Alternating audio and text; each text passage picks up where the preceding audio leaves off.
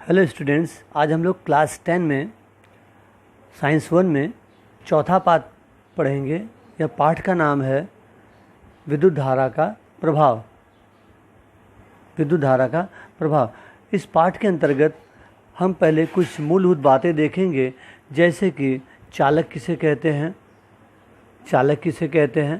परिपथ किसे कहते हैं, प्रतिरोध किसे कहते हैं, चल प्रतिरोध किसे कहते हैं, वोल्ट मीटर किसे कहते हैं और अमीटर किसे कहते हैं। बच्चों, ये बहुत इंपॉर्टेंट चैप्टर है क्योंकि इलेक्ट्रिक से संबंधित है। काफ़ी इसमें ऐसे शब्द आएंगे जो आप पहले नहीं सुने होंगे और ये इतना इंटरेस्टिंग है। अगर आपका इसमें मन लग गया तो आपका शायद फ्यूचर जो है इसी फील्ड में बन जाएगा। तो देखते हैं क्या होता है। बच्चों, विद्युत धारा, पहले तो बता दूं, 6वीं क्लास में आप लोग पढ़े। विद्युत धारा का मतलब होता है, विद्युत मतलब इलेक्ट्रिसिटी इंग्लिश में बोलते हैं, तो धारा मतलब बहना। विद्युत तो इलेक्ट्रॉन का बहना। ई मतलब इलेक्ट्रॉन का मैं माइनस क्यों लगा दिया, क्योंकि इलेक्ट्रॉन पे ऋण संकेत रहता है। इलेक्ट्रॉनों का बहना ही विद्युत धारा होता है। ठीक है बच्चों, अब आगे देखते हैं। इस पाठ को अगर आगे देखें तो यहाँ लिखा है प्रभाव। प्रभाव मतलब क्या, एक से ज़्यादा प्रभाव। इंग्लिश का अगर पुस्तक होता तो इफेक्ट्स लिखा होता। इफेक्ट्स प्लूरल्स मतलब एक से अधिक प्रभाव। तो इस पर दो प्रभाव दिए, एक ऊष्मीय प्रभाव, एक चुंबकीय प्रभाव। ऊष्मीय प्रभाव का मतलब कभी कभी आप तार गर्म हो जाता है, उसका वैज्ञानिकों ने उपयोग कर लिया है। जैसे कि हम लोग कपड़ा प्रेस करते हैं, वो ऊष्मीय प्रभाव है। देखते हैं बल्ब गर्म हो जाता है, वह ऊष्मीय प्रभाव है। इसके अलावा हम लोग ओवन में खाना रखते हैं, वो भी ऊष्मीय प्रभाव है। इसके अलावा हीटर में पानी गर्म करते हैं, ऊष्मीय प्रभाव के कारण। ये बच्चों वैज्ञानिक जूल ने इसका प्रतिपादन किया था, इसे जूल का नियम भी कहते हैं। और इसके अलावा दूसरा प्रभाव है चुंबकीय प्रभाव। चुंबकीय प्रभाव, कभी कभी आप देखते होंगे कि आप अपना मोबाइल टेलीविज़न के पास रखे हैं, किसी का फ़ोन आते ही टेलीविज़न में जो चलचित्र चलता है हिलने लगता है। कहने का मतलब कुछ न कुछ उसमें से संकेत निकलता है, मतलब उसकी एक चुंबकीय तरंगें निकलती हैं जो उस चित्र को हिलाने लगती है।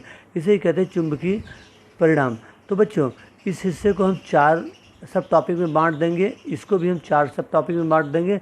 सबसे पहले मैं आपको विद्युत परिपथ के बारे में जानकारी दे रहा हूँ। विद्युत धारा मतलब इलेक्ट्रॉनों का बहना। अब है चालक। बच्चों, आप लोग बचपन में पढ़े हो सुचालक, और इसका विपरीत क्या होता है, कुचालक। लेकिन अब आप लोग बड़े हो गए हो, ये सु और कु निकाल देंगे, सीधे रखेंगे चालक। चाहे अच्छा रहे चाहे खराब रहे, लेकिन बोलेंगे चालक। जब भी मैं बोलूँ चालक या आपके शिक्षक बोले चालक, इसका मतलब समझ जाने का धातु का तार, या बहुत सरल में आप समझ जाने का तांबे का तार। हमेशा याद रखिए। तो चालक ये हो गया। इसको कैसे दर्शाते हैं, इसको एक सीधी रेखा कर दीजिए, ये चालक हो जाएगा, और ऐसे दिखा दीजिए कि कोई चीज़ इसमें बह रहा है। अब इसके बाद अगला हिस्सा हम चलेंगे बच्चों। चालक के बाद परिपथ। परिपथ क्या होता है, जैसा नाम है परी मतलब आजू बाजू। परी का मतलब होता है आजू बाजू। आप लोग गणित में पढ़े ना, परिधि मतलब आजू बाजू से घूमता हुआ मार्ग। तो परिपथ का भी मतलब होता है ऐसा पथ जो आजू बाजू से होते चलता है। यहाँ से चल रहा है, फिर यहीं से घूम के वहीं आ जाए। इसका दूसरा नाम होता है वृत्ताकार मार्ग। तो ये वृत्ताकार मार्ग है। कोई किसी धागे से आप ऐसा वृत्त बनाइए, ऐसा हो जाएगा। अब उसी धागे को आप दूसरे तौर पे आप चौकोन आकार में ला दीजिए, देख रहे हैं ना, तो इस तरह चौकोन। तो ये भी परिपथ होगा। क्या होगा, केवल यहाँ पे आपको एक बैटरी जोड़नी पड़ेगी। बड़ी वाली धन होगी, छोटी वाली ऋण होगी। यहाँ पे भी बड़ा वाला धन होगा, छोटा वाला ऋण होगा। फ़र्क क्या है बच्चों, केवल ये वृत्ताकार है, ये भी वृत्ताकार है, लेकिन इसका आकार आयताकार दिख रहा है। लेकिन दोनों ही एक वृत्ताकार मार्ग है, जहाँ से चल रहे हैं वहीं फिर आ जाते हैं।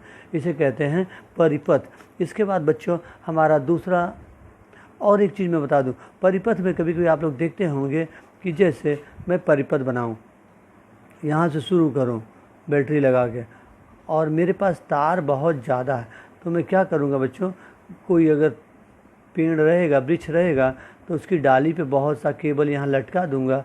फिर यहाँ ला के आगे आप अपने घर के एरिए में देखते होंगे ना, इस तरह वृक्षों पर केबल लटके रहते हैं, इसीलिए ताकि उसे काटना न पड़े, और लटका के फिर यहाँ ला देते हैं। जहाँ से प्रारंभ किया था वहीं पे वो उसको अंत करते हैं। ये हो गया। और इसके अलावा आप ऐसे भी कर सकते हैं बच्चों कि जैसे आपके पास बहुत तार है, बहुत बड़ा, लेकिन परिपथ बनाना है, तो ऐसे बैटरी के धन से जोड़िए और आगे ले जाइए, और आगे जाने के बाद आप इसको पूरा ऐसा घूमते हुए आइए, तोड़िए मत और फिर उसी जगह पे जोड़ दीजिए। लेकिन सबसे सरलतम परिपथ ये होगा। ठीक है बच्चों, ऐसे ही हम बनाएंगे। आगे देखते हैं बच्चों, प्रतिरोध। बच्चों जैसे कि नाम है प्रतिरोध, कोई भी चल रहा है उसमें रुकावट पैदा करना, अवरोध पैदा करना। अवरोध, अवरोध मतलब ही प्रतिरोध है। तो क्या है, ये चालक है, इसमें विद्युत धारा बह रही है, लेकिन इसमें अवरोध दिखाना कैसे है? तो अगर इस तार को हम इस तरह से जिगजैग लाइन में दिखा देंगे तो ये हो जाएगा प्रतिरोध का संकेत। यानी मतलब चालक है लेकिन यहाँ पर इसमें प्रतिरोध है। इसके अलावा आता है चल प्रतिरोध। ये बच्चों प्रतिरोध का मान निश्चित रहता है, कभी 2 ओहम होगा। अब बोलेंगे सर आप ओहम क्या है? जैसे मैंने एक बुशर्ट सिलाने के लिए 2 लीटर कपड़ा खरीदा। कितना लीटर कपड़ा खरीदा? 2 लीटर। अब आप बोलेंगे कि सर कपड़ा लीटर में नहीं खरीदा जाता है, मीटर में खरीदा जाता है, बराबर ना। वैसे ही इस प्रतिरोध को मीटर में नहीं नापा जाता है, इसको ओहम में नापा जाता है। 2 ओहम, लेकिन इसे ओम पढ़ते हैं, 2 ओम। इसको लिखने का तरीका ऐसे भी है बच्चों, ठीक है। तो 2 ओम कि मान लीजिए हमें 4 ओम की ज़रूरत पड़ती है, 7 ओम की ज़रूरत पड़ती है, 9 ओम की ज़रूरत पड़ती है, तो क्या मैं 50 ओम खरीदते रहूँगा? बिल्कुल नहीं। उसके जगह पे मैं क्या करूँगा बच्चों? उसके जगह पे मैं चल प्रतिरोध खरीदूँगा। क्या खरीदूँगा? चल प्रतिरोध, जिसको इंग्लिश में रिहास्टेट कहते हैं। चल प्रतिरोध का मतलब होता है परिवर्तनशील प्रतिरोध। ये होता कैसे है देख ले में। इसके लिए क्या करते हैं, ये इस तरह से बनाया जाता है, बराबर है, और इसमें एक तीर का निशान ऐसे लगा दिया जाता है। कभी कभी आप लोग सीबीएसई के बुक में भी देख सकते हैं, वहाँ पे दूसरा एक संकेत दिया जाता है, ऐसा है, और इसके ऊपर एक जॉकी आके रुक जाती है, तीर का निशान। मतलब यहाँ आएगा तो 2 ohm, 3 ohm, 4 ohm, 10 ohm, 12 ohm, इसका मान घटते बढ़ते रहता है। इसे कहते हैं चल प्रतिरोध या परिवर्तनशील प्रतिरोध। इसके बाद हम चलते हैं बच्चों वोल्ट मीटर पे। किस पे चलते हैं? Volt meter. वोल्ट मीटर है क्या? तो बच्चों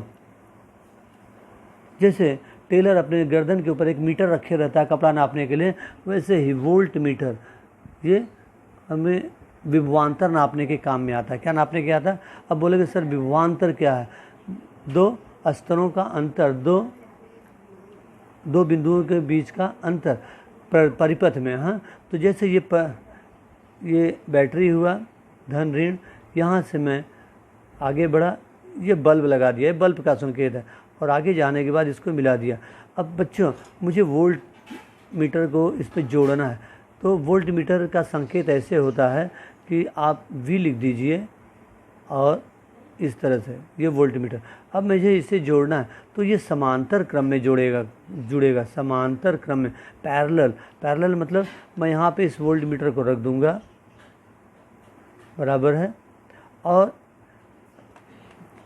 फिर से देखें तो इस परिपथ में इस बल्ब के बाएं तरफ और इस बल्ब के दाएं तरफ हम इस वोल्ट मीटर को जोड़ देते हैं। अब जितना भी विभवांतर रहेगा ये दोनों बिंदुओं के बीच का ही निकलेगा, बाजू का नहीं। समझ जाइए, मैं इसको जोड़ रहा हूँ, यहाँ न जोड़ के मैं यहाँ जोड़ रहा हूँ। अब यहाँ से यहाँ तक के बीच का विभवांतर निकलेगा। और एक बार समझ जाइए, जैसे कि मैं वोल्ट मीटर लिया और यहाँ पर जोड़ दिया, तो बच्चों अब मुझे यहाँ से यहाँ तक के बीच का, 2 बिंदुओं के बीच का विभवांतर मिलेगा। प्रश्न उठता है क्यों? क्योंकि विभवांतर हमेशा 2 बिंदुओं के बीच में निकाला जाता है किसी भी परिपथ में। ठीक है बच्चों, तो विभवांतर आ गया जैसे 2। अब हम इसे 2 लीटर नहीं लिखेंगे, 2 मीटर नहीं लिखेंगे, ये लिखेंगे 2 वोल्ट। क्या लिखेंगे बच्चों? 2 वोल्ट विभवांतर, बराबर है। विभवांतर कितना आ गया? ये मशीन क्या ज्ञात करता है? विभवांतर ज्ञात करता है। अब विभवांतर कहाँ रहता है? 2 बिंदुओं के बीच में। ये शब्द भूलना नहीं, 2 बिंदुओं के बीच। ये शब्द एक ऐसा है कि आपको 1 नंबर ओहम के नियम में आगे चल के दिलाएगा। 2 बिंदुओं के बीच में विभवांतर होता है।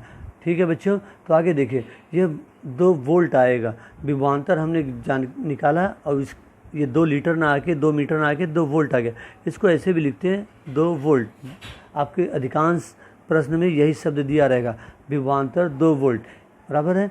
तो आगे देखते हैं बच्चों, अगर 5 वोल्ट आएगा तो 5 लिखेंगे, 5 वोल्ट इत्यादि।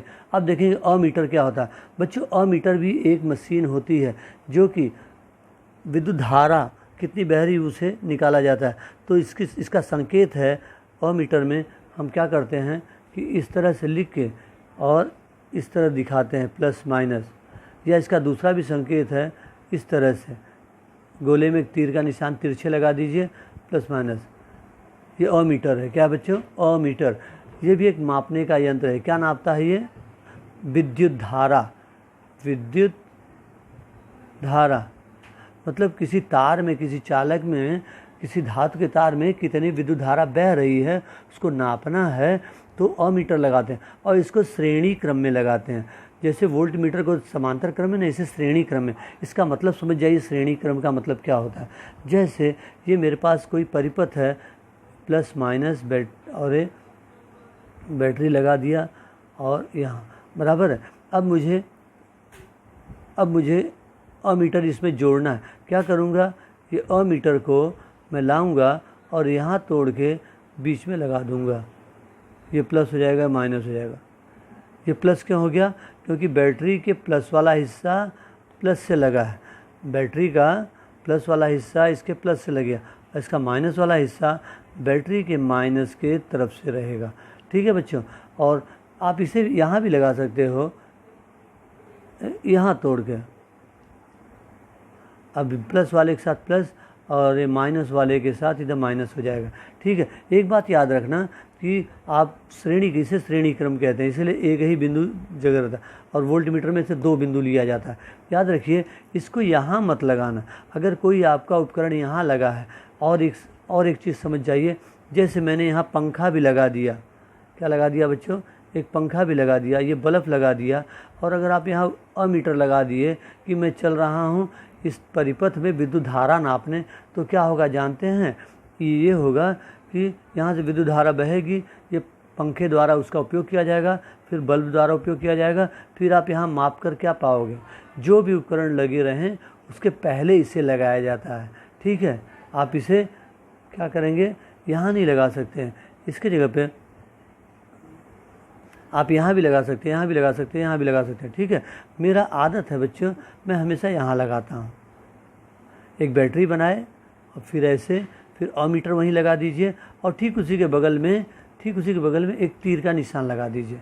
हमेशा याद रखिए विद्युत धारा जहाँ भी प्लस वाली रहेगी, कोई भी परिपथ बना रहे हैं तो परिपथ बनाते समय आप क्या करें? फट से वहाँ पे एक तीर का निशान लगा दें। अगर तीर का निशान रहता है इसका मतलब ये है कि विद्युत धारा इस तरह बह रही है। अगर आप इसको तीर का निशान उल्टा लगा देंगे तो गलत हो जाएगा। ऋण की तरफ से नहीं बहती, धन की तरफ से। तो हमेशा यहीं पर तीर का निशान लगाइए और बगल में ही अमीटर जोड़ दीजिए। इससे आपका एक पंथ दो काज हो जाएगा कि इसके ऊपर आधा नंबर मिल जाएगा इसके, क्योंकि ये 2 चीज़ आपने सही चिन्ह दिखा दी है। ठीक है बच्चों।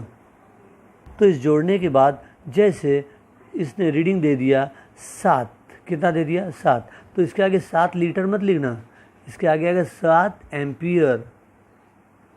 7 एम्पियर। अब बोलोगे सर एम्पियर किस चिड़िया का नाम है? बच्चे चिड़िया का नाम नहीं है। जैसे इधर 7 कपड़े में 7 लीटर नहीं लिख सकते हैं ना, 7 मीटर ही चलेगा। वैसे ही अमीटर के द्वारा हम विद्युत धारा मापते हैं और इस विद्युत धारा को हम एम्पियर में इकाई दर्शाते हैं। इसको शॉर्ट में ऐसे भी लिखते हैं। ठीक है बच्चों। तो याद रखिए विद्युत धारा अमीटर से नापी जाती है और इसको 7 एम्पियर ऐसे लिखा जाता है।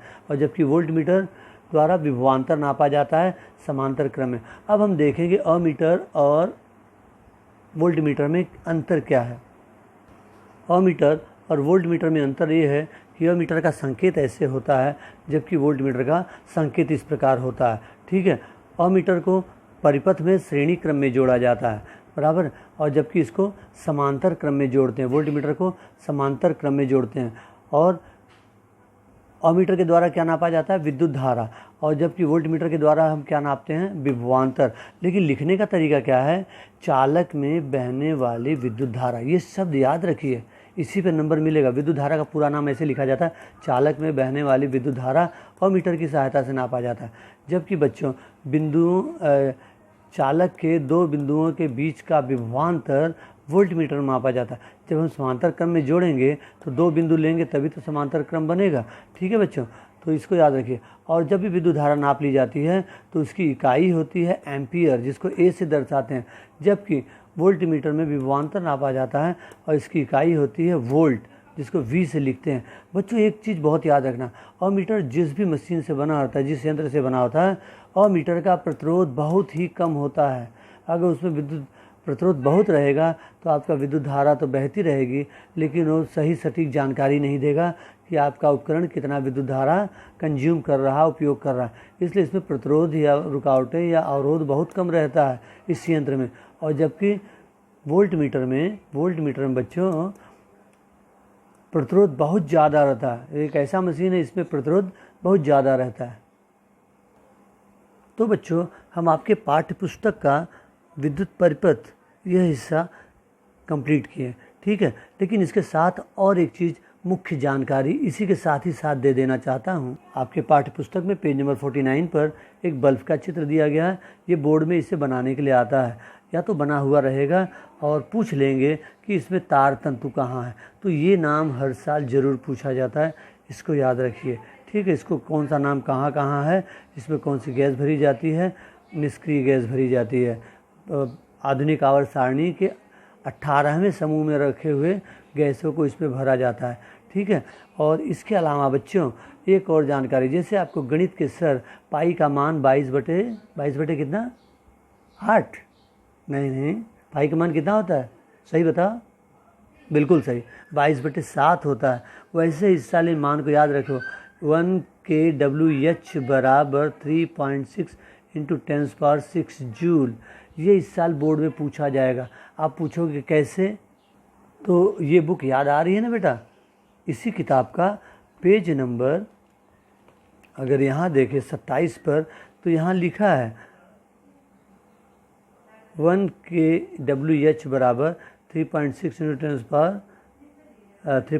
10⁻6 जूल। इसको पढ़ा जाता है 1 किलोवाट घंटा बराबर 3.6 × 10⁻6 जूल, ठीक है बच्चों। इसको याद रखिए। इसको ऐसे भी कहा जाता है 1 किलोवाट घंटा बराबर 1 यूनिट। तो मेरे वीडियो को रोककर इसको आप याद कर लीजिए, आपके पाठ्य पुस्तक में यहाँ दिया हुआ है 1 किलोवाट घंटा बराबर 3.6 × 10⁻6 जूल। तो बच्चों अगले वीडियो में मैं आपको विद्युत धारा के ऊष्मीय प्रभाव को बताऊंगा। इस वीडियो को देखिए और जो चीज़ समझ में आ रहा है तो उसको लाइक कीजिए, और मुझे नहीं समझ में आ रहा उसे मुझे बताइए, उसको अपना कमेंट्स दीजिए। इसके साथ साथ विद्युत धारा का ऊष्मीय प्रभाव को हम कहते हैं जूल का नियम, उसको अगली वीडियो में देखेंगे, ठीक है बच्चों। और आप इस चैनल को सब्सक्राइब जरूर कीजिए। धन्यवाद।